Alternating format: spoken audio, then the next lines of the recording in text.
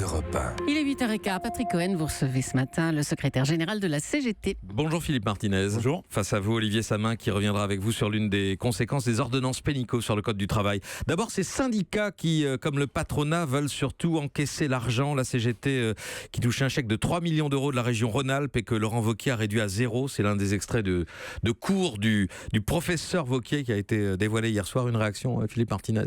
Ce genre de déclaration ne grandit pas ceux qui les prononcent, et je ne suis pas sûr que c'est avec ce genre de déclaration que les citoyens vont renouer avec la politique et les hommes politiques.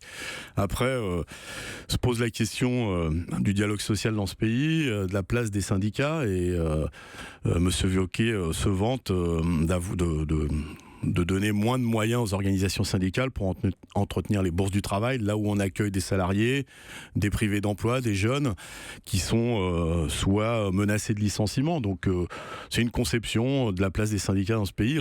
Il va penser que c'est populaire de réduire les subventions publiques aux organisations syndicales, non ? Dans tout ce que j'ai entendu de ces conversations cachées, c'est plus que populaire, c'est même populiste. La SNCF, Philippe Martinez, la réforme du ferroviaire après le premier rendez-vous entre les syndicats de cheminots et la ministre des Transports, c'était hier soir. Question simple, est-ce qu'il y aura des trains au printemps ? Oui, il y aura des trains au printemps.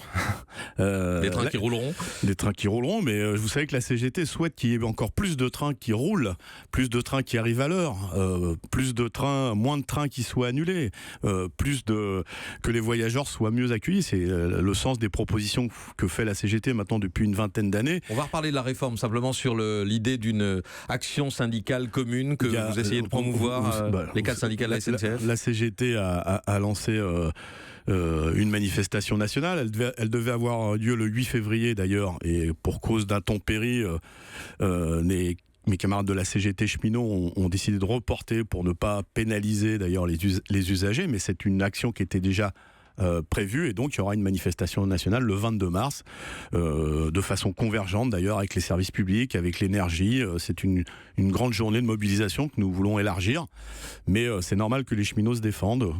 Quand déciderez-vous de l'ampleur et d'éventuelles suites ou d'une éventuelle extension du mouvement ? Pour l'instant, il y a cette manifestation nationale. Nous souhaitons que le Premier ministre nous reçoive pour que nous puissions lui exposer les propositions de la CGT. Une proposition de la CGT pour un grand service public du ferroviaire, où on donne les moyens aux cheminots d'accomplir leur mission, ce qui permette aux citoyens plus de mobilité dans un transport qui est écologique. Voilà. Donc la CGT a des propositions. Nous demandons à ce que le Premier ministre nous reçoive, ce qui n'a pas été fait. Qu'est-ce qui vous fait horreur dans le rapport Spinetta, qui, je le rappelle, préconise le maintien du statut pour les cheminots en place et qui ne prive a priori personne d'aucun droit, Philippe Martinez ? On polarise beaucoup sur le statut. C'est vous ? Pardon, j'ai écouté vos déclarations, celles des autres responsables de la CGT. C'est vous qui parlez en priorité du statut. Je sais que vous m'écoutez toujours attentivement. Très. J'ai dit, et donc vous avez entendu, que je ne vois pas en quoi c'est la faute du statut des cheminots qui a autant de problèmes à la SNCF. C'est pas ce que dit le rapport. Mais moi, c'est ce que je vous dis. La deuxième chose, c'est pourquoi essayer d'introduire l'idée qu'il y aurait un double statut dans l'avenir, c'est-à-dire des salariés déjà en place qui auraient un statut et d'autres qui en auraient un autre. Ce qui est déjà le cas. Ce qui n'est pas le cas. Contractuels déjà. Ce qui est plus marginal. Là, on veut généraliser le fait que ceux qui rentreraient à la SNCF, mais c'est comme si dans cette rédaction, demain, des journalistes arriveraient avec un autre statut que le vôtre. Il faut garder le statut ad vitam aeternam, Philippe Martinez. En Allemagne, les cheminots ont perdu le statut, ils sont mieux payés que les Français. Il faut des droits pour les salariés, on en a discuté au moment des ordonnances, je ne vois pas en quoi des droits collectifs, c'est un problème. Par contre, le problème essentiel de la SNCF, c'est comment on fait en sorte que les cheminots aient les moyens de travailler, c'est-à-dire qu'il faut plus d'emplois pour entretenir les voies, pour conduire les trains. Vous vous rendez compte qu'aujourd'hui, des trains sont annulés par manque de conducteurs. C'est proprement scandaleux. Donc voilà, c'est ces questions-là. Comment on fait en sorte pour moderniser les lignes, pour les électrifier ? Voilà. Vous êtes donc d'accord sur le constat du rapport Spinetta qui dit que c'est un système qui ne marche pas bien et deuxième partie du constat qui n'est pas financé. Est-ce qu'on peut continuer comme ça avec une SNCF qui fait chaque année 24 milliards de dépenses, 10 milliards de recettes seulement, billets, qui fabrique 3 milliards de dettes par an et qui reçoit 10 milliards de subventions publiques? Comment vous financez cela, Philippe Martinez? Un service public doit être financé par l'État. Donc par le contribuable. Bien sûr, mais c'est comme ça dans tous les pays. J'ai entendu un excellent reportage sur le Royaume-Uni tout à l'heure. C'est bien, là c'est pire. C'est-à-dire que c'est l'État qui finance des entreprises privées. Mais c'est bien l'État. En Allemagne, l'État a remboursé à la compagnie allemande de train, je crois qu'elle a versé 37 milliards d'euros pour entretenir les voies il y a une dizaine d'années. Donc ce que vous préconisez, c'est que le contribuable paye encore davantage pour le fonctionnement de la SNCF. Bah si l'État avait joué... Il y a 10 milliards de subventions aujourd'hui. Si l'État avait joué son rôle depuis des années et des années, on n'en serait pas là. Deuxièmement, il faut équilibrer le tout TGV, parce que ça coûte très cher, et c'est la SNCF qui supporte ça, avec le réseau secondaire, les TER. L'État, c'est nous tous, Philippe Martinez. C'est parce que le système n'est pas financé que les investissements n'ont pas été faits, et que les voies sont dans cet état. Je vous ai dit que l'État n'a pas joué son rôle pendant des années, ce qui fait qu'aujourd'hui, on en est dans cette situation.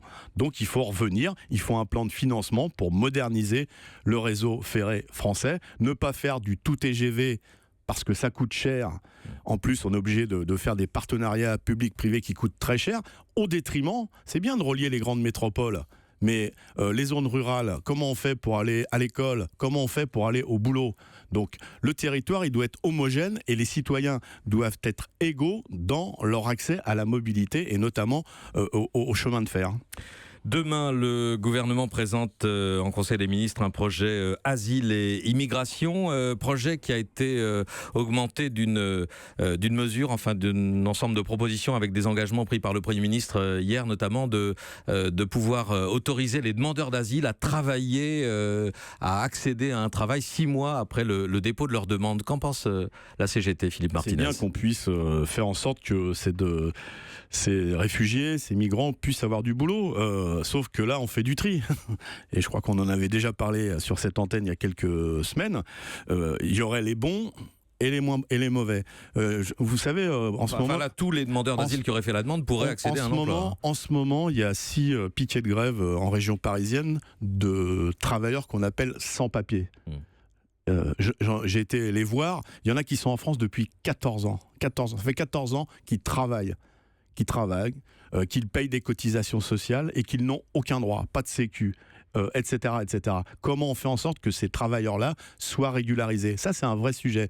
Et donc ça, c'est plutôt que de faire des discours, comment, voilà, on a 125 travailleurs en ce moment qui demandent juste à être régularisés. C'est ça la réalité de ces travailleurs. Ils sont comme les autres au niveau du travail, souvent dans des travaux pénibles, vous le savez, mais ils n'ont aucun droit. Voilà, ça, c'est des exemples concrets sur lesquels le gouvernement doit intervenir immédiatement. Question d'Olivier Samin. Oui, Philippe Martinez, comme tous les syndicats, la CGT va devoir faire face à un séisme dans les mois qui viennent.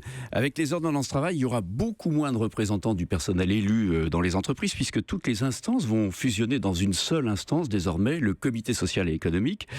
De très gros bataillons d'élus vont perdre leur mandat et vont redevenir des salariés ordinaires.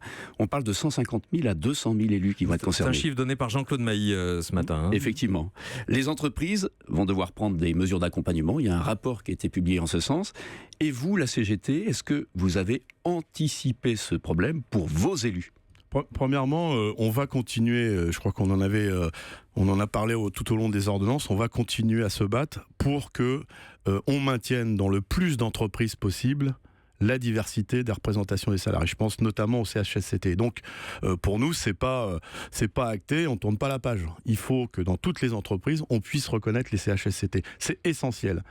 Et donc ensuite, on verra les conséquences. Mais oui, on est inquiet. On est inquiet pour les salariés d'ailleurs, parce que bientôt, ils ne verront plus d'élus du personnel, de représentants hygiène sécurité, aller les voir sur leur lieu de travail.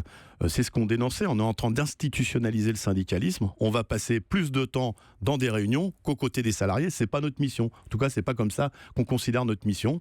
Dans certaines entreprises où la CGT est très implantée, des grosses entreprises, ça va concerner parfois plusieurs centaines, voire au-delà du millier de personnes. Oui, mais tout à fait. Je crois que les estimations, rien que pour la CGT dans toute la France, c'est 60 000 élus mandatés qui sont concernés. Et ça va poser des problèmes aux employeurs aussi. Ah bah ça, comme ils sont satisfaits des ordonnances, ils vont se débrouiller, j'allais dire. En tout cas, nous, je le répète, notre combat, c'est de maintenir ce lien avec les salariés, avec des institutions représentatives toujours présentes.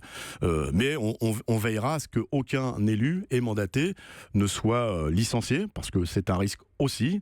Vous savez, on en parlait pour Monsieur Wauquiez, on aime bien les syndicats, mais surtout pas chez nous. Donc on veillera à ce qu'il soit réintégré le cas échéant et qu'il soit maintenu dans un poste et pas licencié. Mais la bataille principale, c'est de maintenir partout où on le peut ces institutions représentatives. Et aux élections, comment vous allez faire pour choisir? Comment vous allez faire pour dire, toi, tu rempiles pour un nouveau mandat, et puis toi, désolé, tu rempiles pas? Chez nous, ça se passe démocratiquement. Ce sont les syndiqués, parfois même les salariés, qui décident qui doit être sur les listes électorales. Et vous le savez, on est très attentif sur la place des femmes sur nos listes électorales, parce que ça, il y a besoin qu'on fasse un large pas en avant pour que les femmes soient mieux représentées sur les listes électorales dans les entreprises. Événement social, Philippe Martinez, enfin il y en a beaucoup, on attend la conclusion des négociations sur l'assurance maladie, sur la formation professionnelle cette semaine, mais l'assurance chômage, pardon, mais on a eu quand même cet indicateur, cette très forte baisse du chômage montrée par l'INSEE jeudi dernier, la France sous la barre des 9%. Est-ce que le climat est meilleur dans le pays aujourd'hui, Philippe Martinez? On n'a pas changé d'avis. Il faut regarder toutes les catégories de chômeurs. Et de ce point de vue-là, ça ne baisse pas. Ça baisse à peu près partout aujourd'hui. Ça ne baisse pas. Ça touche les jeunes, ça touche pas les chômeurs de longue durée les encore. Catégories, vous savez, les catégories, pas les tranches d'âge, les catégories. C'est-à-dire qu'il y a des salariés qui sont à temps partiel, qui aimeraient bien travailler à plein temps, mais qui sont à temps partiel. Il y en a qui sont en CDD. D'ailleurs, le MEDEF refuse de voir taxer les contrats courts, par exemple. Donc ça va pas mieux? Si, ça va mieux. Regardez, moi, dans mon entreprise, les actionnaires vont toucher 1,3 milliard de dividendes. Ça, pour eux, ça va beaucoup mieux. Votre entreprise, c'est Renault. Exactement. Et les salariés vont toucher moins de primes d'intéressement. Donc, ça va mieux pour certains. Ça, c'est indéniable. Mais pour les autres, ça continue à être la galère. Merci Philippe Martinez, Merci à vous. numéro 1 de la CGT, d'être venu ce matin en direct au micro d'Europe 1.